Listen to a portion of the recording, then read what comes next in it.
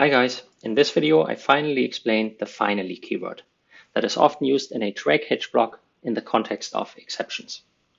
I will use a simple example that reads in an integer and echoes that integer back to the user. Now I create a scanner object, then I prompt for an input,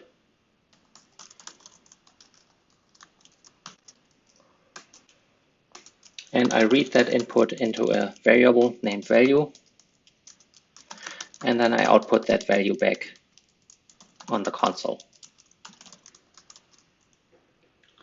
Now running this program once so that we can see what it does.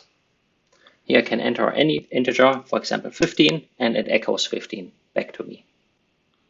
Now what happens if I enter anything other than an integer, or if I spell out an integer, for example a string?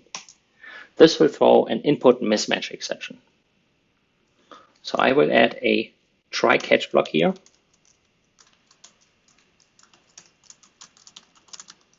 That catches the input mismatch exception,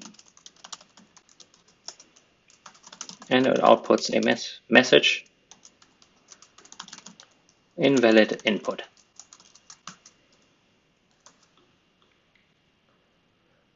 Now running this program one more time with the same invalid input spelled out 3, it will simply output invalid input.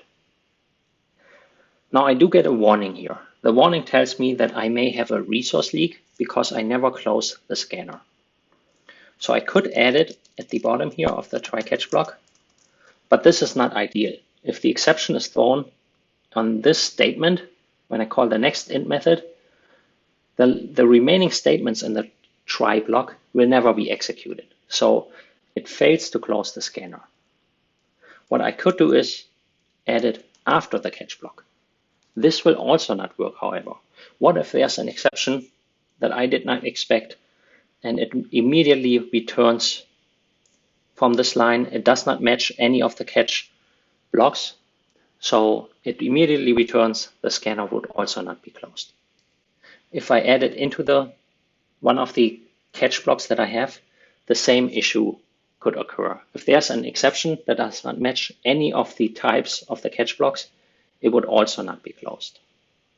So this is a perfect example where a finally block is required. A finally block is written by the finally keyword as the last block after all the catch blocks. So I move the scanner.close statement inside the finally block, and now any statements that are written inside this block are guaranteed to be executed, no matter if and what type of exception is thrown, or if no exception is thrown at all. So I add a breakpoint here to demonstrate this, and I run the program one more time. Now I enter 5.